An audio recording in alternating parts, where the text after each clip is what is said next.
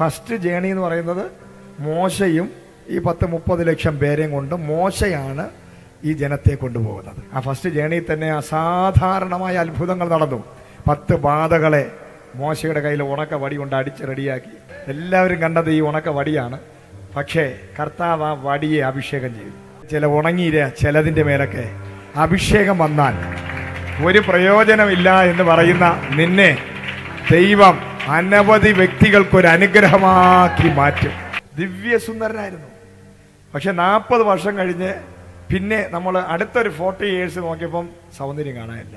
കാരണം വെയിൽ കൊണ്ട് കറുത്ത് കരിവാളിച്ച് ത്വക്കെല്ലാം ചുളുങ്ങി കണ്ടാൽ പോലും തിരിച്ചറിയാൻ പറ്റാത്ത രീതിയിൽ ആയിപ്പോയി ആ മനുഷ്യൻ. അങ്ങനെ മുന്നോട്ട് പോകുമ്പോഴാണ് 80ാമത്തെ വയസ്സായപ്പോൾ സ്വർഗത്തിലെ ദൈവം ഒരു മുൾപ്പടർപ്പിൽ തീ പോലെ ഇറങ്ങി. വീട്ടിൽ നിന്ന് ഇറങ്ങിപ്പോയ ആള് വൈകുന്നേരം കയറി വന്നപ്പോൾ സിപ്പാറ ഇറങ്ങി ഓടി.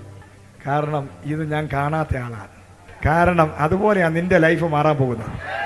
അതായത് നീ ഇറങ്ങി വന്നതുപോലെയല്ല, നീ മടങ്ങിപ്പോകുമ്പോൾ ദൈവത്തിന്റെ ഗ്ലോറി നിന്റെ മേൽ വീഴും.